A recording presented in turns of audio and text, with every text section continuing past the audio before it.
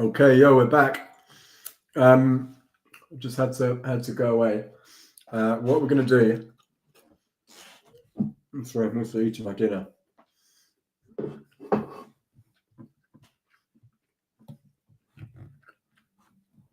So before I wrapped up,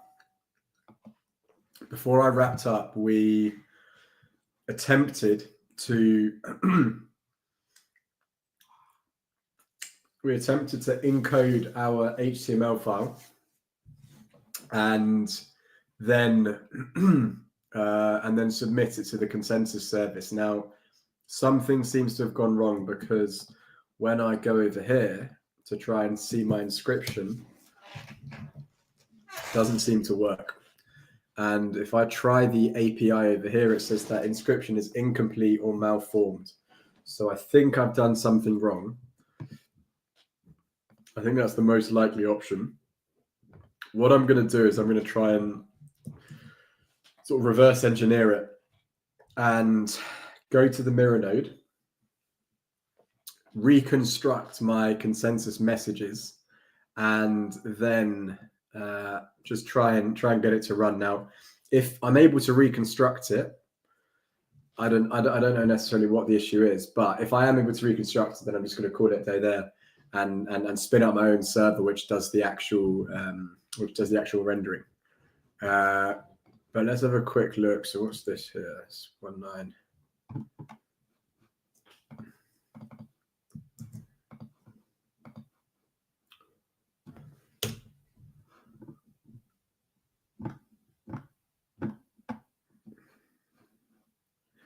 Yeah, so this is the inscription for this particular PNG. And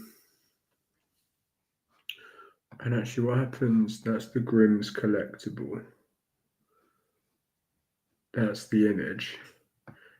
What happens if I do this one over here? We presumably get a JSON file. Well, it does it as well. It automatically decodes it.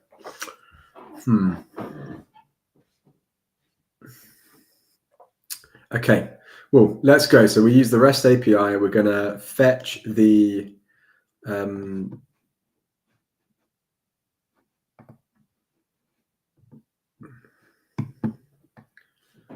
we're going to fetch it. So we're going to use the topic API, and we're going to go get topic message, list topic messages by ID. Then we need to decode this. I'm pretty sure that's also just base 64. Let's just double check.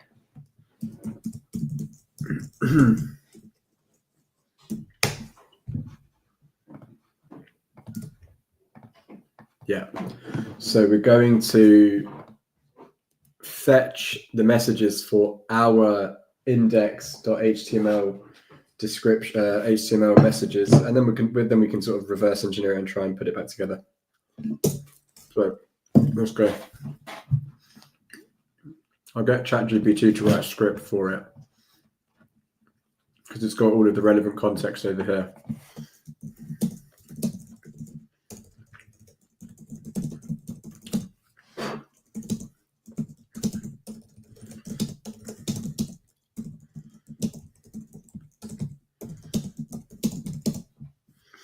So we're going to write a script to fetch the header and mirror node API for the topic ID and aggregate the messages in the correct order to then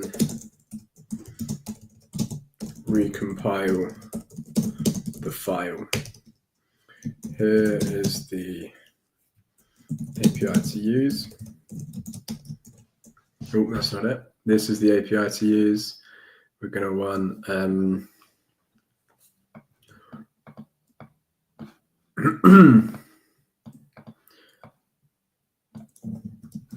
that's the API to use. Where's ChatGPT gone?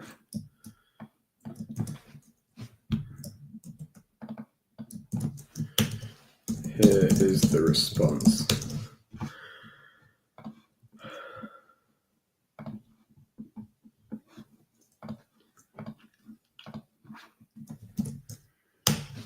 So this should go from end to end and do it for us. And I'll eat while it codes.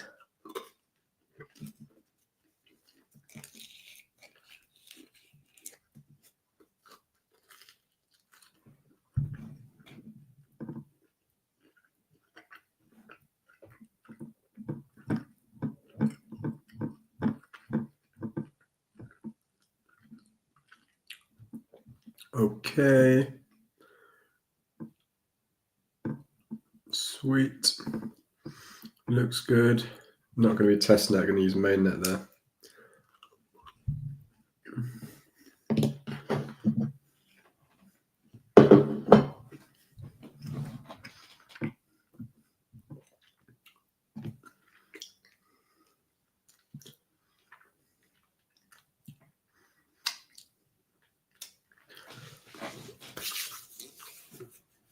Interesting. So over here, concatenate data.messages. Where does it do the ordering? If order. Okay. Chunk sort. Yeah, it looks like it's doing the right stuff. Okay, let's try that. Let's go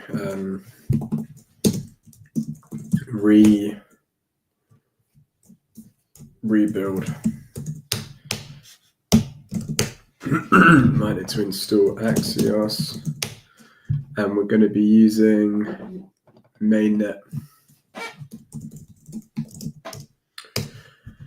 Okay, and then the file which we want is topic ID, output file path. Okay, nice. We can do it with your okay, cool. So we've installed that. Now let's go node, rebuild, and then I think we just want to go. What's the name of our HCS? This is it over here.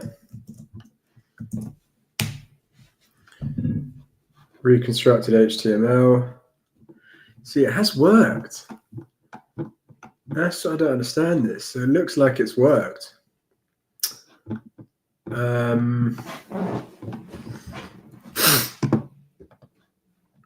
So we've gone interesting.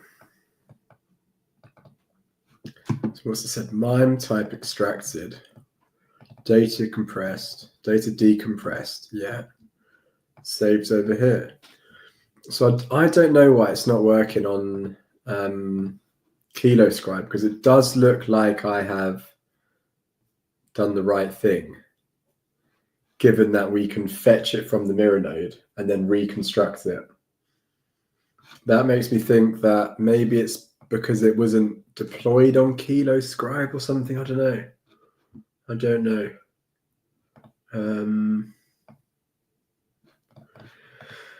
But I guess what we can do is we can just create our own server, and then it sort of simulates it. So let's say,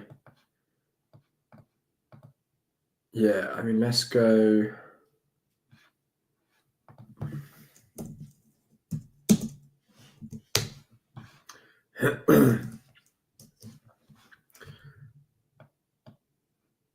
Yeah, it's working, isn't it? Yeah, it's working. It's literally working. Okay, because I'm not able to do it via KiloScribe, I'm still able to inscribe it. So it has been inscribed. Let's now just create our own server, which does this sort of processing itself. ChatGPT, again, will be perfect for that. Great. Now, using that logic, create a Express server which has a path topic ID which renders the what's the word? Not renders, which sends the file to the client for viewing. And if this works, then technically this image, for example, should also work. Should also be possible to reconstruct on our app.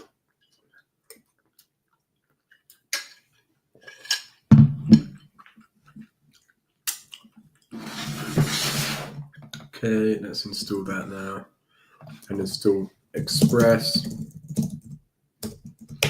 Huh? No, not that. Mime-types, is it? Mime-types, yeah.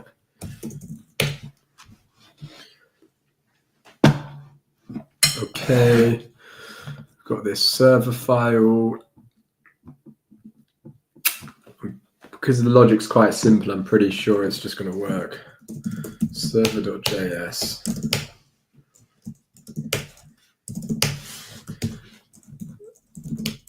Node server running at 3000. So if we hit 3000, doesn't work. But if we do 3000 and we want to fetch something, error. Do you know it's because it's done testnet? Yeah, stupid testnet.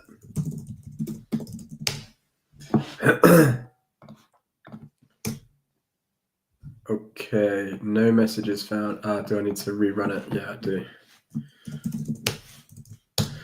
Node server, come on, baby.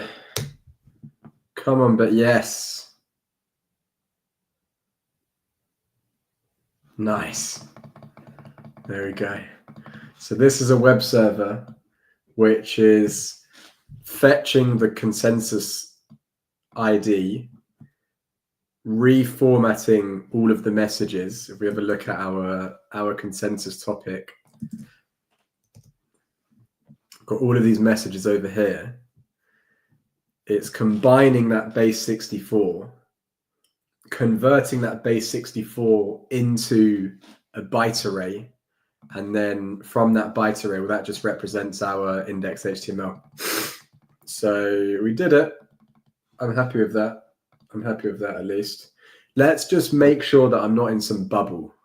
And I think this should work as well. And it does. Okay, cool, it does. So we've got that. That's the JSON. Okay, sweet. So that's working.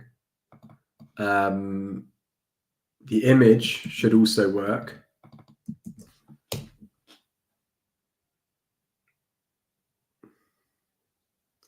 I mean, man, how cool is this, man? This is just sick, isn't it?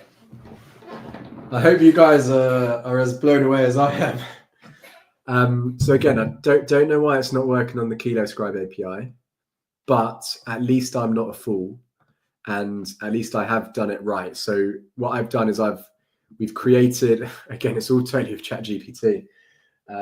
Imagine how much time this would have taken me to do it just by myself coding. But essentially what we have is it fetches, we've got this server. I can push all of this code as well. Would you guys be interested if I share this repo and you can sort of see the source code? Because yeah, I'm more than happy to share it.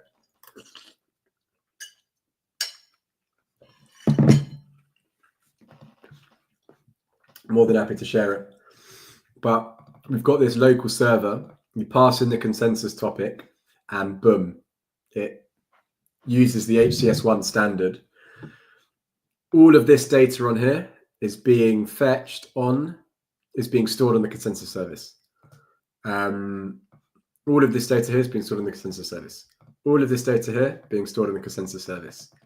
So yeah, I'm happy with that. Awesome. All right, well, look, let's head over to the next objective of this video, of this live stream, which is to do some Ethereum hacking. Sorry, not Ethereum hacking, Hedera hacking using the EVM and the Chainlink contract, which has just been released. But before I do that, I'm just going to drop off camera. I'm going to finish my food because I'm hungry and I don't want to be eating in front of you guys. So give me 5 minutes and I'm going to scoff this food down.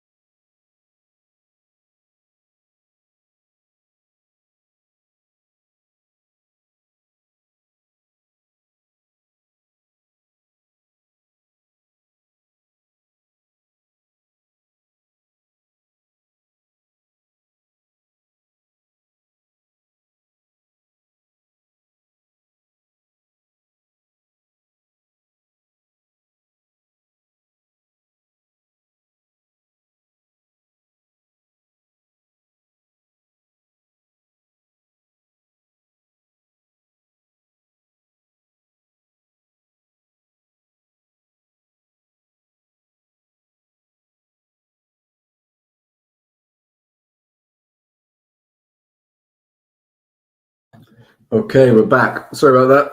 I had to eat. Okay, now let's head over. And do you know, I'm going to show it one more time before I go into Solidity. So we've created a server which takes in a Hedera consensus topic, which follows the HCS1 standard. And that server fetches the messages of that topic. It rebuilds the application. It rebuilds all of the messages and converts it into the file which is being stored on the consensus service. And here we have it. Here we have our website, which is completely stored at the moment on the consensus service, and some other stuff which is also on the consensus service. So yeah, pretty damn awesome. I love it. Shout out to the guys at Hashgraph Online, and shout out to the guys at Hashgraph Hustlers. Okay, now we're going to do some Solidity. And if you didn't know, I will tell you about Chainlink Hedera data fees. So 3 days ago, actually it's about 5 days ago, Hedera announced the partnership between, announced that data feeds became part of the Hedera offering. So basically what this means, if we head over to the Chainlink docs,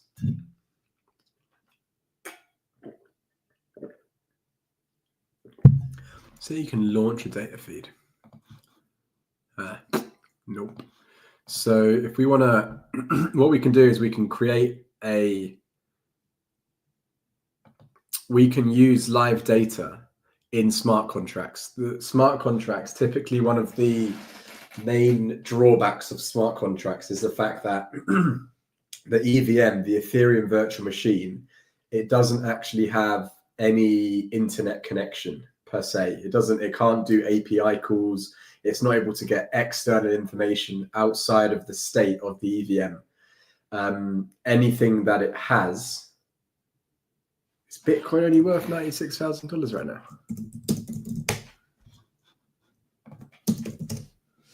Wow. Damn. That is dumped. What about HBAR? Dumped a bit as well. Okay. So back to it. Yeah, one of the problems with EVM and Solidity is that any external data has to be fed in via an argument or something. And obviously, if you want to have like DeFi applications as a developer, and you want to be using some real life data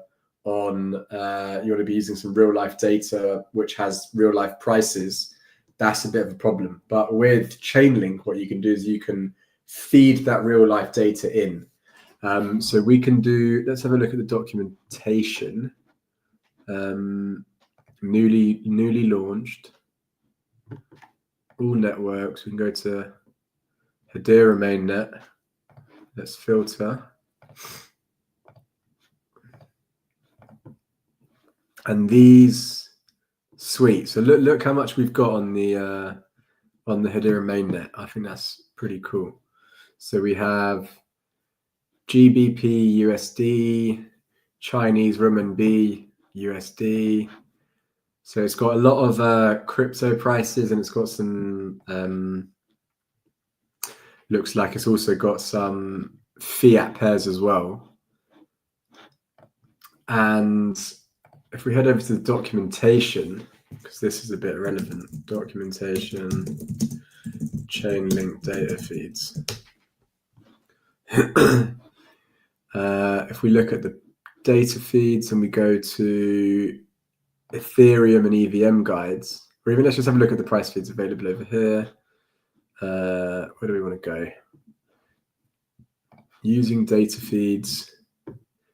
There we go. So this is the data consumer. So in this example, the data consumer is the smart contract which takes in the data. So in the example which I have, which is this smart contract called Dynamic HBAR NFT sale, i.e. this smart contract, it takes in, you create it and you say, I want to sell this NFT for $10.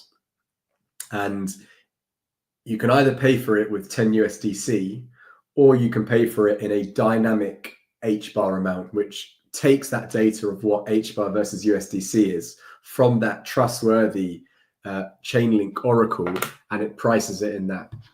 So this is essentially the data consumer. This here is essentially the data consumer.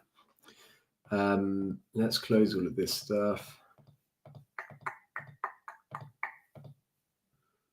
Close that, close that, close that, close that.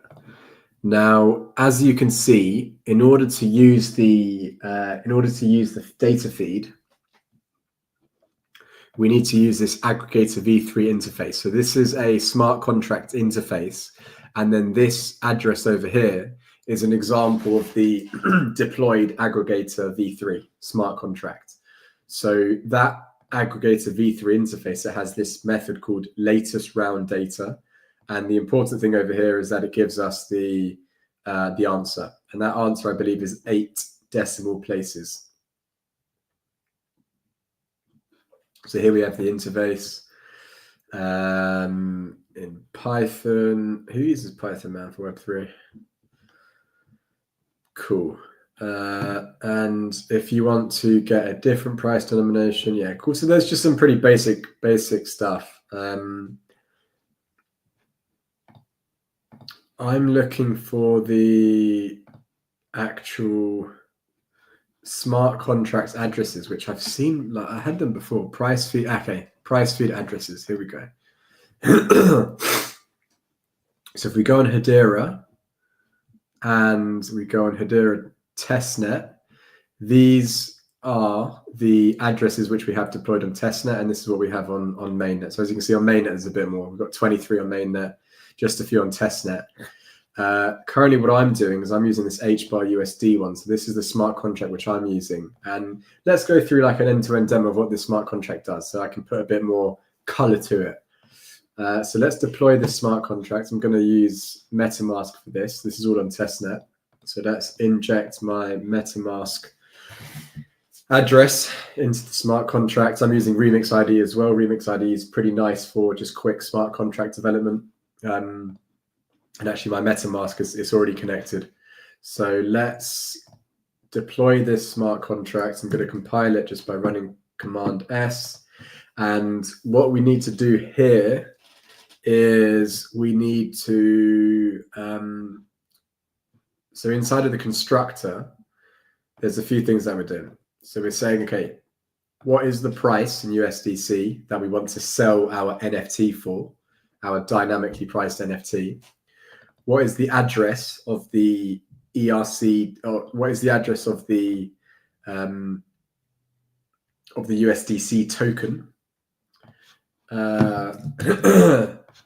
What is the address of the USDC token? And then what is the metadata of the NFT? Because we're also going to deploy the metadata, we're also going to create the metadata in the smart contract. So we've got this function over here, create NFT. This calls the Hedera non-fungible token precompile. This allows you to create Hedera token service tokens in smart contracts. So we're going to create the NFT. We're also going to mint the NFT, and we're going to mint it using the metadata which we pass in here. So let's do that now. I've got all of this information. So we'll say that the price in USDC, because USDC has 6 decimals, $10 would be 10 with 6 zeros. 2, 3, 1, 2, 3. This is just like a test USDC address which I created. If we go over to Hashscan and we go to testnet, as you can see, we've got this token over here. So this is just a generic testnet token, but it has 6 decimals. So okay, let's deploy that. The metadata string is just going to be some random metadata which I have. So let's deploy this smart contract. Then we're going to create the token. So after we deploy the smart contract, we're going to create the token.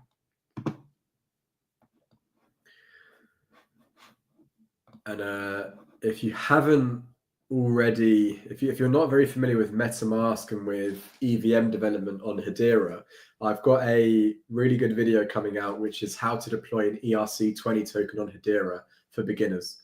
So that video is coming out. I think it should be live maybe this week or next week. But yeah, that's also a good foundation. I mean, it'd be great actually in the comments if you could let me know, are you familiar with EVM, or are you a Hedera developer who only uses the native services, for example? That would be really interesting to me. Okay, so next thing that we need to do, we're going to create the NFT. Going to create the NFT. So we're going to pass in the name, the symbol, the memo. We're giving it a supply key. So this is the smart contract code, which gets the which sets the supply key. It makes the supply key the smart contract address is key, and also the treasury is also going to be the smart contract. So it's then calling this create non-fungible token. This is part of the Hedera service precompile. And then what it's going to do, it's going to emit an event. So it's going to emit going to emit a NFT create event.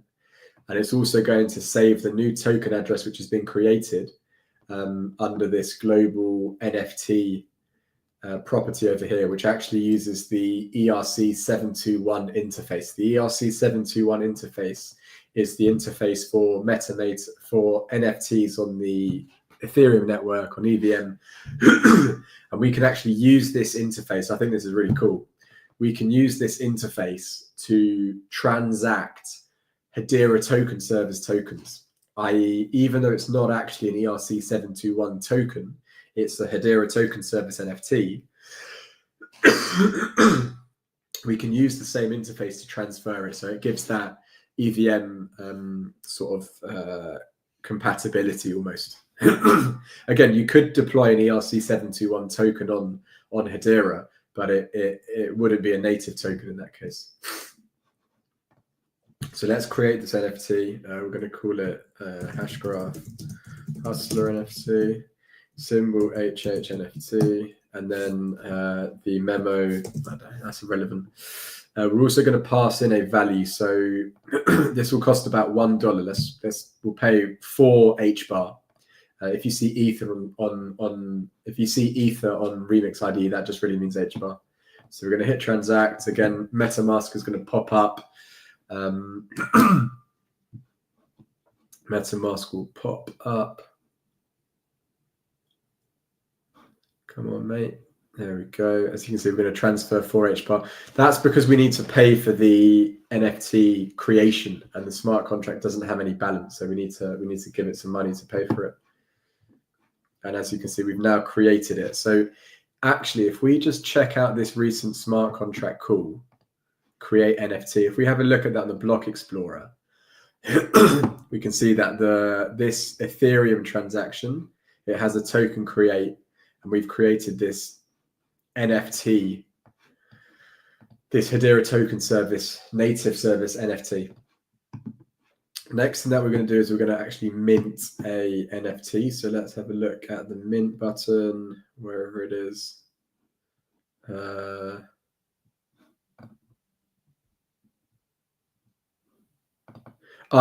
Okay, right. So actually, my bad. Yeah, so we're not going to mint it. It's actually being minted on the fly.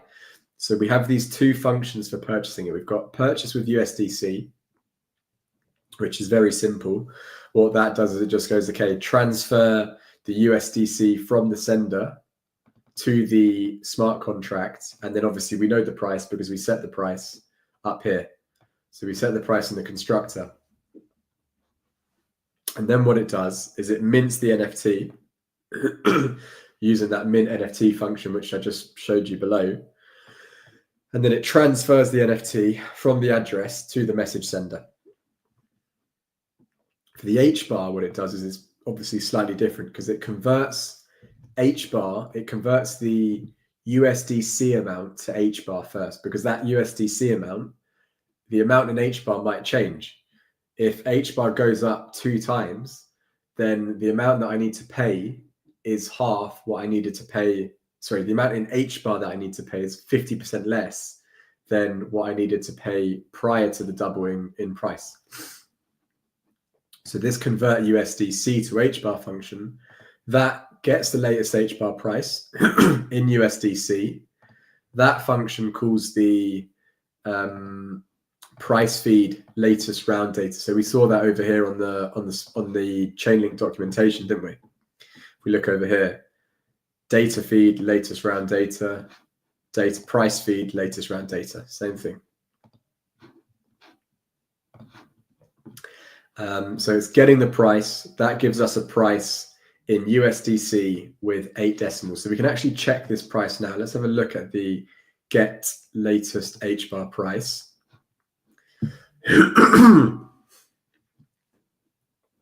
And that should be free because we're just calling it. There's no state which is being changed now. So as you can see over here, it's saying that the latest price is 26 cents. And what this is it's actually just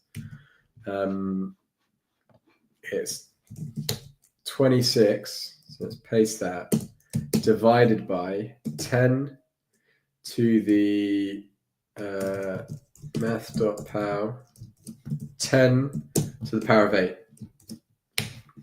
So here it's saying it's 26 cents. Now, I think there are some, sometimes it's a bit slow to update, I think, for the, unless H bar actually is 26 cents. But that's basically the price which the smart contract is getting. Now, again, this is not hard-coded anywhere. This is coming from this Oracle, and it's almost coming in like real time. Then when we convert it to USD, this converts the H bar amount required to pay for it in USD, which is just what we want. So let's do a test purchase with H bar. We'll hit purchase with H bar.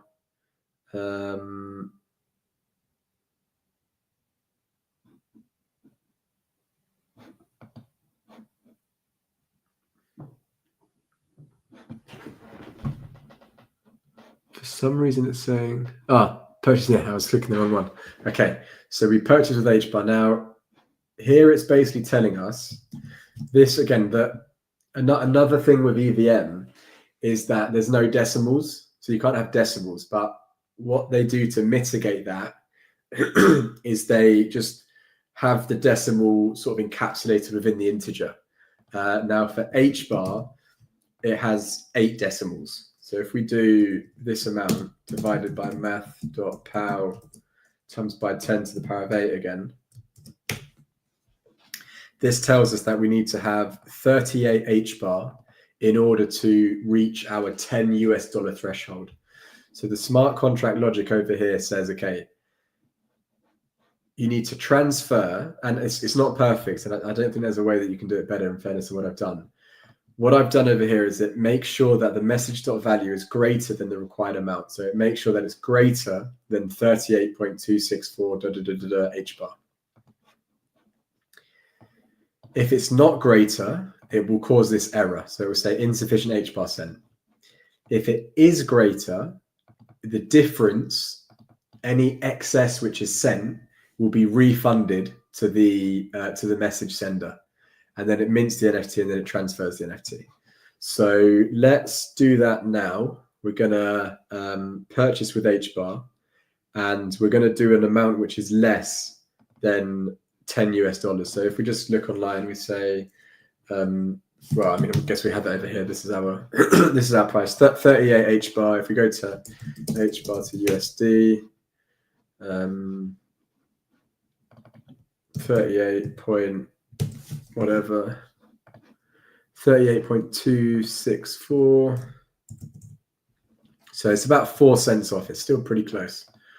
But if we do, for example, 10 H bar, which is definitely less than $10, and then we purchase the NFT with H bar, this we would expect to fail, and it should fail with that insufficient H bar amount. So let's give it a go. We might need to bump up the gas. There's a chance we need to bump up the gas.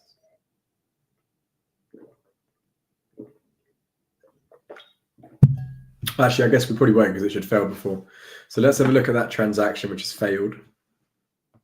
View on Block Explorer, insufficient HBAR sent. So it's that same error that we're getting over here, which is what we'd expect.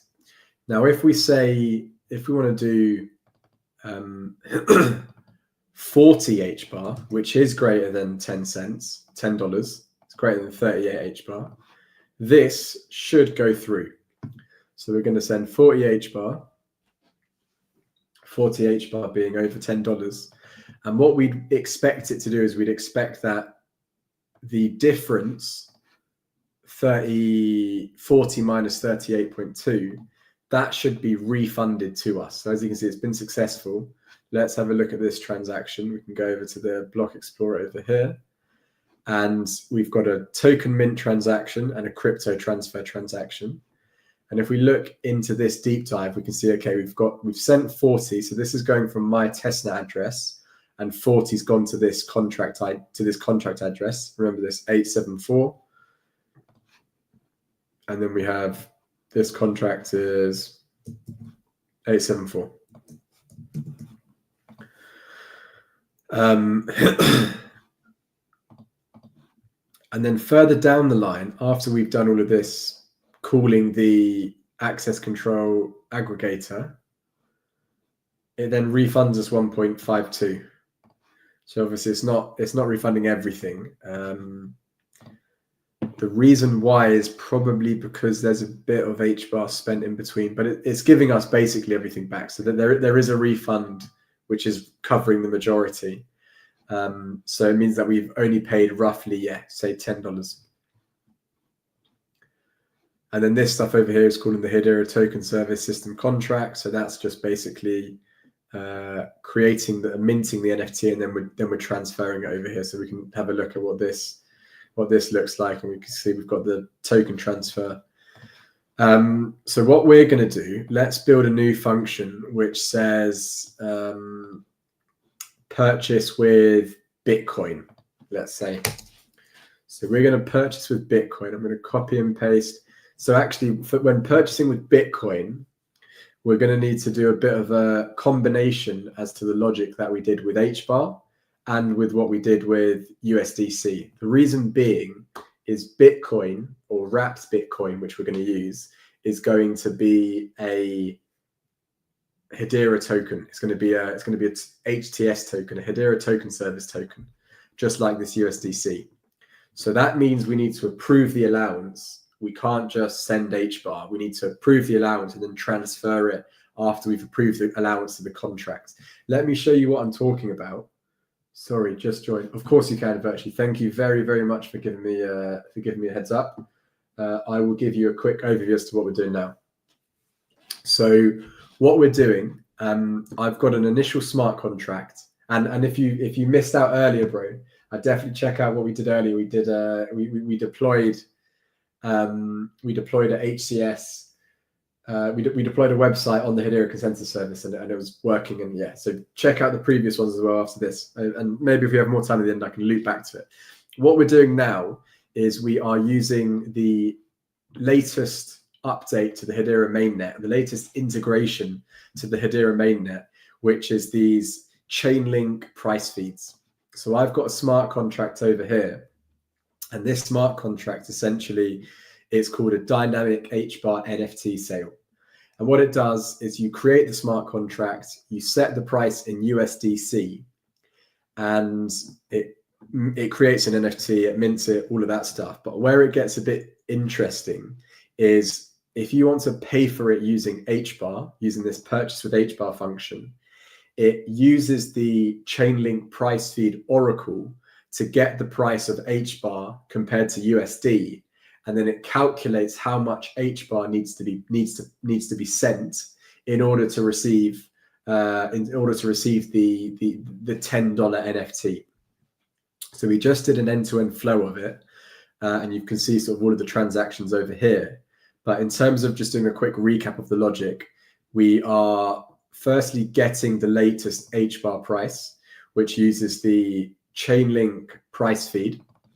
These contracts over here, these are the Chainlink Oracle smart contracts. So it uses the price feed. it gives us the price in H bar.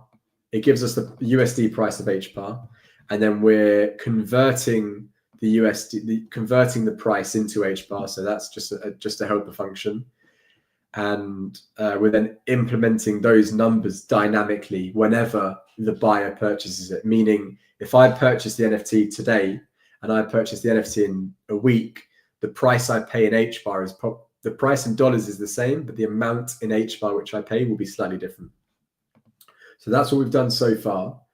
What I'm about to do now is I'm about to implement a new function which uses the purchase with Bitcoin. So we're going to create a Hedera token service wrapped Bitcoin token, just totally not real, but it's going to serve the purpose. We are then going to use the Bitcoin USD Oracle, and we're going to do we're going to implement a function which does purchase with Bitcoin. Now, what I was saying is that it's going to require a bit of code from this purchase with HBAR function. It's going to require sort of that dynamic pricing element, but it's also going to require some of the logic which is implemented in the purchase with USDC, because with USDC we're transferring an HTS token. With purchase of HBAR, we're not transferring an HTS token. So we're going to need to approve the contract, approve the allowance to the contract to allow the smart contract to transfer the HTS token, in our case, Bitcoin, on behalf of the user, and then mint it and calculate the price and so on and so forth. Just to explain what I'm talking about when it comes to approving allowances and all of that, I'm going to do a quick demo with this purchase with USDC. So if I go over to purchase with USDC, and let's say I just click this function now, it's going to fail. And the reason it's going to fail is I haven't approved the smart contract, the allowance to transfer USDC from my account, from the message.senders account. And we can see that error once it validates. Virtue, is that a good summary? Are you on track and understanding what we're looking at now?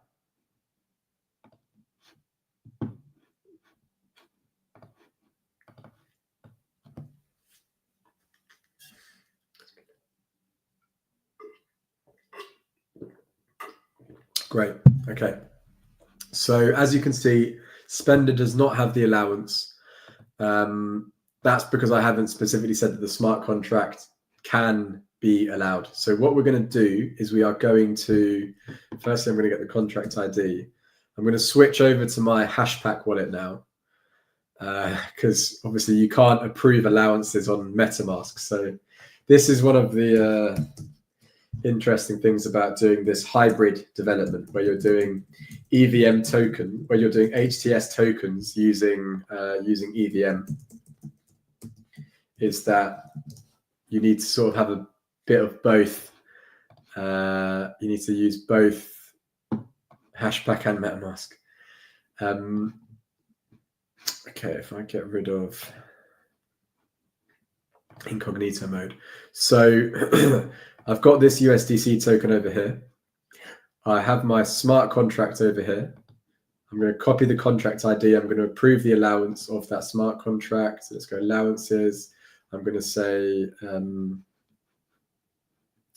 that this smart contract is able to spend USDC on my behalf. So I'm just going to give it 10 USDC, but actually it's going to be 123 because it's 6 decimals.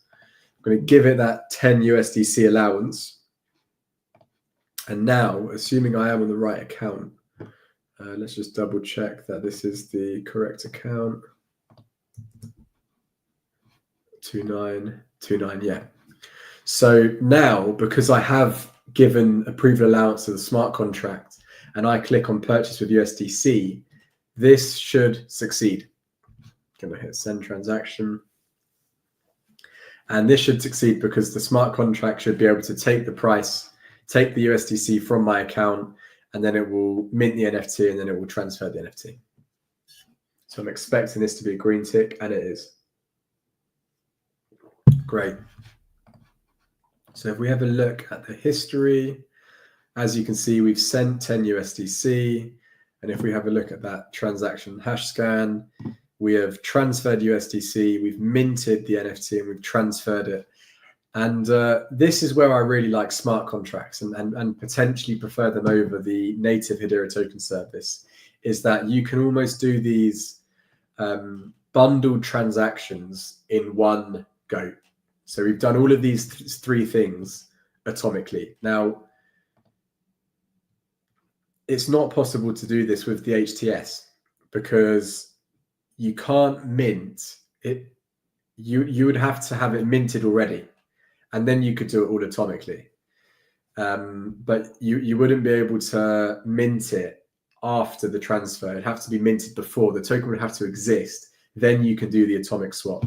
So this is like an interesting. It's a positive in my books when it comes to smart contracts. But okay, so that's a demo as to why we need to do this approval stuff, and the same principle apply. The same principle will apply when we do a Bitcoin token. So let's do this Bitcoin token now. I think we're going to need to have loads of decimals. Let's have a look at how many decimals Wrap Bitcoin has on Hedera. Let's go on source swap. Let's go Wraps Bitcoin.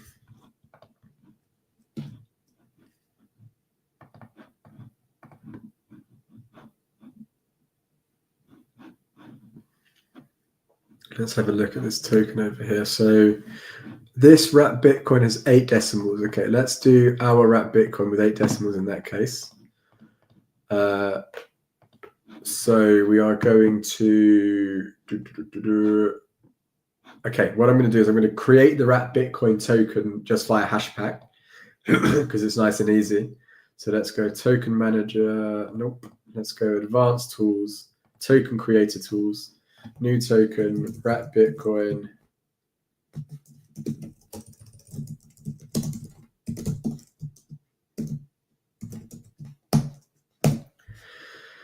Don't need that, don't need that, don't need that. Okay, initial supply. And then we'll say decimals 8. And that stuff doesn't really matter. So we're creating the token now. And hopefully we have a new wrapped Bitcoin token. So we've got 1 million Bitcoin in here. Cool. And if we have a look at what we're going to need for the smart contracts, is we're going to need the EVM address. So let's start writing the code. I think the first thing that we need to do is we need to give a address, wrapped Bitcoin address. And then we're going to, let's just add the documentation for it. I don't have the metadata string there. Don't care. Okay, let's do wrapped Bitcoin token equals IERC20 underscore wrapped Bitcoin. So now the smart contract knows what the Bitcoin token is. I'm going to just add that over here. It's going to be wrap Bitcoin. So what we've done, in case you don't know, in case you haven't used the undeclared identifier, I've just declared it, haven't I? Yeah. So in case this is a bit confusing, we have a Hedera token service fungible token. And like I mentioned earlier with the NFT, where you can, despite using the native token service and getting the benefits of the speed and the price of the native token service, you can still use the EVM interfaces when it comes to transferring these tokens. So I am wrapping the token address and using and sort of treating it as though it's a ERC20 smart contract. In fact, it's actually a HTS token, but I'm going to be able to use some of the very Solidity friendly methods and functions when it comes to transferring these tokens around. So that's the reason why I'm doing this. We're also going to need the price feed for Bitcoin, and we're going to need the price feed for Bitcoin and USD. So let's copy and paste this. Let's go price feed Bitcoin USD. This one should really be H bar USD. Okay, let's go. Right, let me take a step back.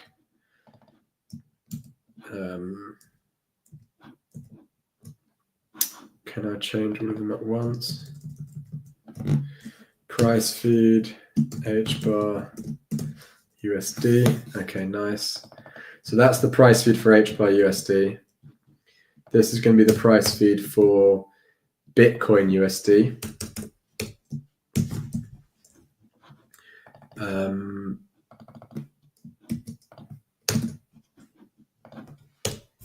Price feed for Bitcoin USD. Then we have the price feed is over here. I mean, probably you wouldn't hard code these things in real life. Maybe you'd make it dynamic and you do it sort of in the constructor, but it's not that big of a deal. What are we going to do after this? We're going to create a function called get latest Bitcoin price. Let's do that.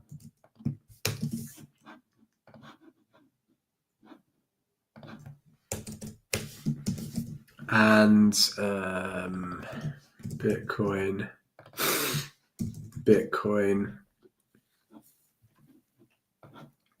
Okay, so that's that, and that's going to be price feed Bitcoin as well. So I mean, this is pretty straightforward stuff. I'm just sort of doing some manual code updates, and then we're going to want a similar function, convert USDC to Bitcoin.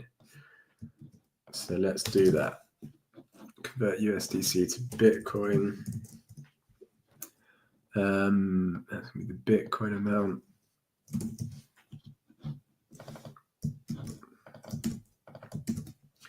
Get latest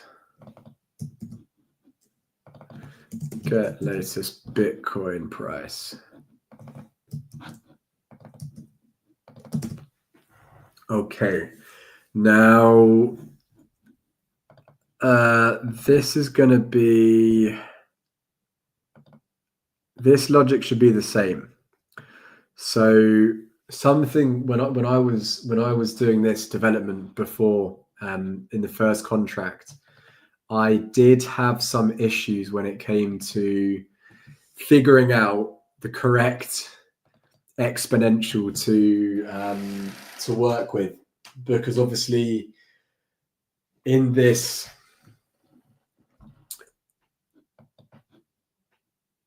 in the EVM, as I mentioned earlier, there's no decimals, meaning depending on how many decimals a token has, that shifts it up. So if a token has 6 decimals, one of that token is technically 1 million.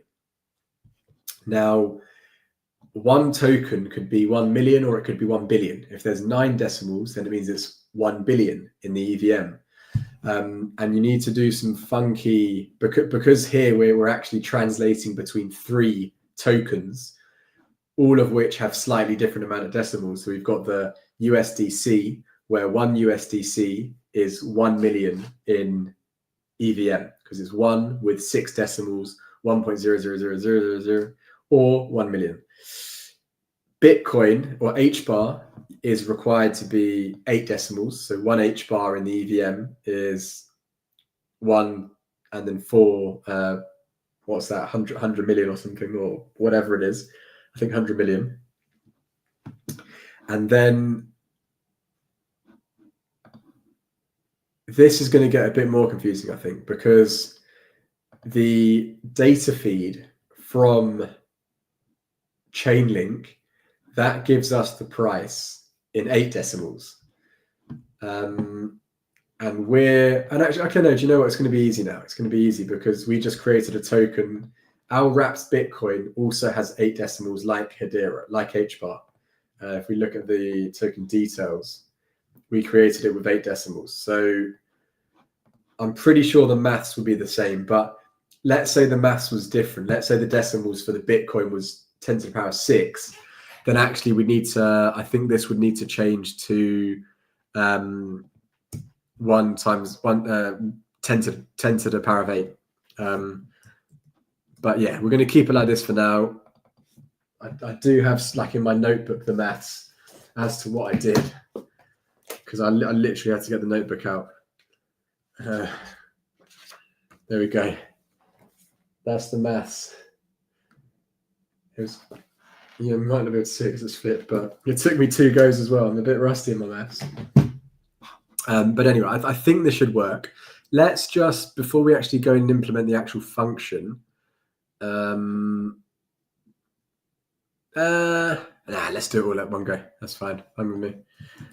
Okay, so we're going to go purchase with HBAR. Now this needs to be changed a bit. So it's going to be purchase with Bitcoin. HBAR amount, that's all going to be Bitcoin amount. This is going to be convert USDC to Bitcoin. Now, if the... Okay, so with this time, in this instance, we don't need to do this refund stuff, because actually we can, assuming we have the approval allowance, assuming the smart contract has the approval allowance of the token by the message sender, we can actually extract the exact amount. So what we can do here is we need to go, let's transfer the Bitcoin to the seller, which is the contract. So transfer Bitcoin. We've got our Bitcoin token. And rather than using price in USDC, wrapped Bitcoin token, we can just do price Bitcoin amount. We don't need this. There's not actually going to be a message value. It doesn't need to be payable, just needs to be accessed externally. And I think that's all of the logic that we need to have. So again, the difference between this purchase with HBAR function, because HBAR is the native token of Hedera, it's not actually an HTS token. Hedera is a native token. It's like in Ethereum, ETH is not an ERC20 token, which is why when you interact with smart contracts on Uniswap or on SaucerSwap or on ETH, whatever, you need to use wrapped HBAR, because when you have wrapped HBAR, that is an HTS token where you can actually start doing some stuff which needs to be done. And because to the best of my knowledge, you can't transfer HBAR. You can approve HBAR, in fairness. I think you can approve an HBAR allowance.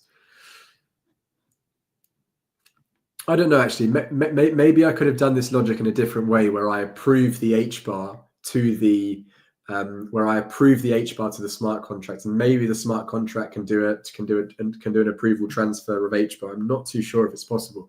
Maybe it is. Actually, I think it might be, but it wouldn't be able to be using the ERC20 interface. So maybe this could have been done in a different way, but it would require the user, if it is possible, it would require the user to give the smart contract an approval allowance. In this version, no approval allowance is needed, because all that's needed is the user to send the smart contract a HBAR amount when it's executing the smart contract. So when I'm executing this purchase with HBAR function, I just need to transfer HBAR with it, and the smart contract can automatically process that HBAR using the message.value property. And that's why, in case they do send a bit more, then they need to refund it. They need to refund the remainder. Over on the Bitcoin side, there's not the ability to transfer Bitcoin as a payable amount within the function. That's something which is unique to HBAR. Only HBAR fits the criteria of the token which can be sent in the payable amount. So what we have to do to get around that is we need to approve the allowance of the smart contract. But because of that, it means that we can then transfer the exact amount. So I think this should really be all that's needed to be done. Let's deploy this new smart contract then. double check this is right. Price feed, Bitcoin USD, BD, but yeah, that's the right one.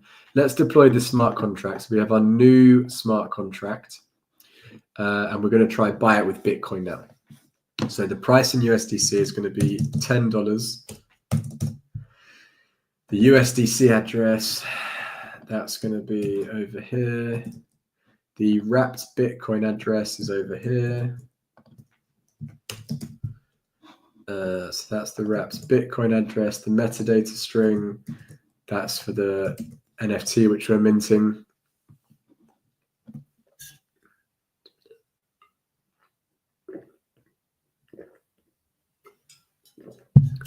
Okay, so let's confirm that. Is everyone following along, by the way? Because if there are any questions in terms of maybe I'm going too quickly or maybe I'm just repeating myself, but if there are any questions from you guys watching, don't be afraid to ask. In fact, please do ask. Please do ask, and I can try and clarify anything while I'm here. Okay, cool. So now we've got our new function. Let's just first test out this get latest Bitcoin price. Now, we should be expecting this number to be much bigger than the latest HBAR price. Why? Because they're both priced with 8 decimals or 8 zeros sort of before we get to the main number. And obviously, because Bitcoin is way more, it's orders of magnitudes bigger. So if we have a look at this and we convert it, we go boom, divided by math.pow, 10 to the power of 8. Here it's saying Bitcoin's $96,000. That sounds about right. So if we now try convert USDC to Bitcoin, this should give us, here we go. So that amount in Bitcoin is boom, divided by math.pow, 10 to the power of 8. So that's 0.0001 Bitcoin. And let's just double check that value. Bitcoin to USD. This should theoretically be around $10. Perfect. So let's execute this function over here now. We'll go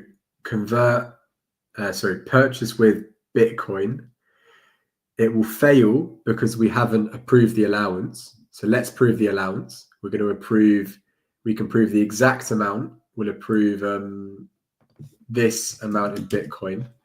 So if I head over back to our Hashpack app, let's go to allowances, give allowance. We're going to be giving the allowance to this smart contract, give an allowance, select token, wrapped Bitcoin, and the amount which we want it to grant is, let's just double check to make sure it's not updated, 10,392. Again, in this user interface for Hashpack, it follows like a similar pattern where you don't actually do the decimals, but really this is 0. Oh, where's the source code gone? Yeah, really this is 0.0001 Bitcoin. So let's give it that allowance. And then we can purchase with Bitcoin. And assuming the maths is correct, assuming our conversions are all correct, which I think they are because we've got the right answer over here, this should fly through.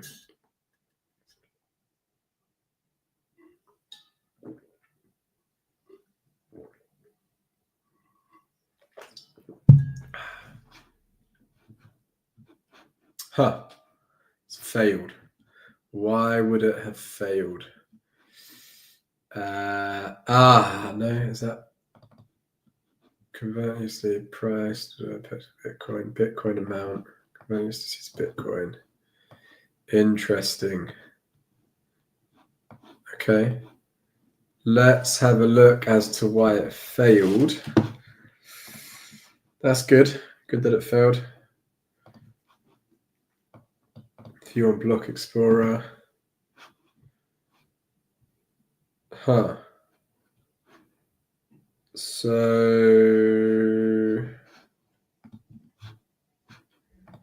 spender does not have allowance.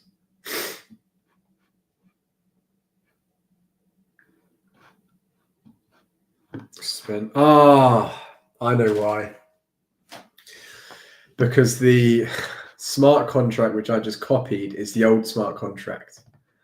And obviously we deployed a new smart contract. Yeah, that's why. So we need to get the new smart contract. Let's have a look at that contract address.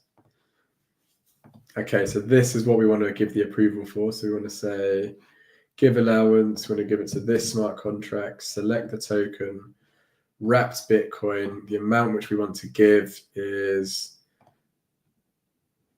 10392.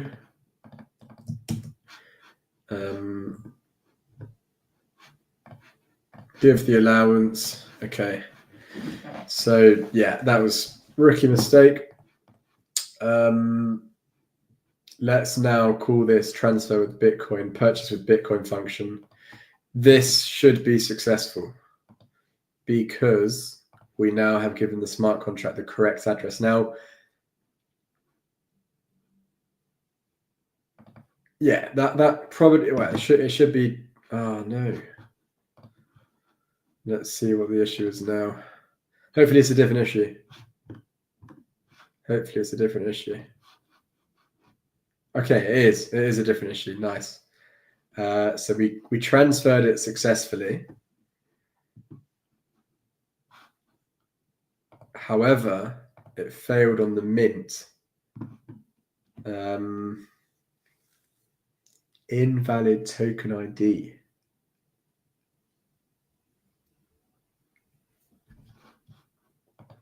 Because I didn't mint the NFT. I didn't create the NFT. That's why. Did it transfer? So okay, it didn't transfer. It reverted and it could get from there. Okay, right. Let's create the NFT, and then it will work. Obviously, if there's no NFT, if we have a look over here, NFT is the 0 address, which doesn't. Yeah. Okay. It's getting a bit late for me, guys. Hashgraph online Bitcoin test. Okay, so let's create that. That's going to be about 4H bar.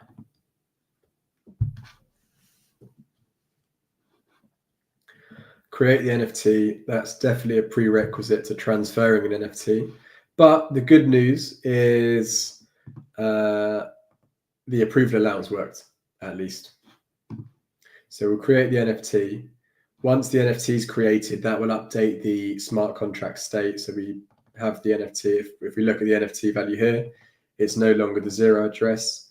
Finally, let's go for purchase with Bitcoin.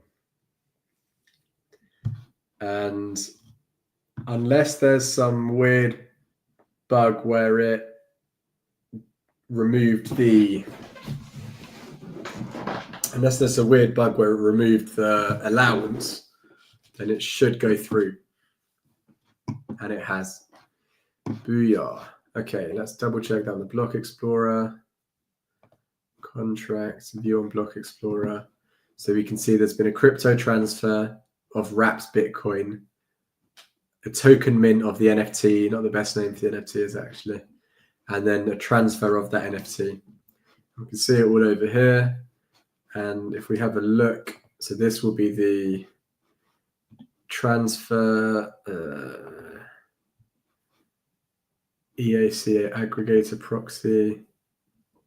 So this is calling that data. Output round ID, it's giving us that answer over here. That's the Bitcoin price. This does the same thing.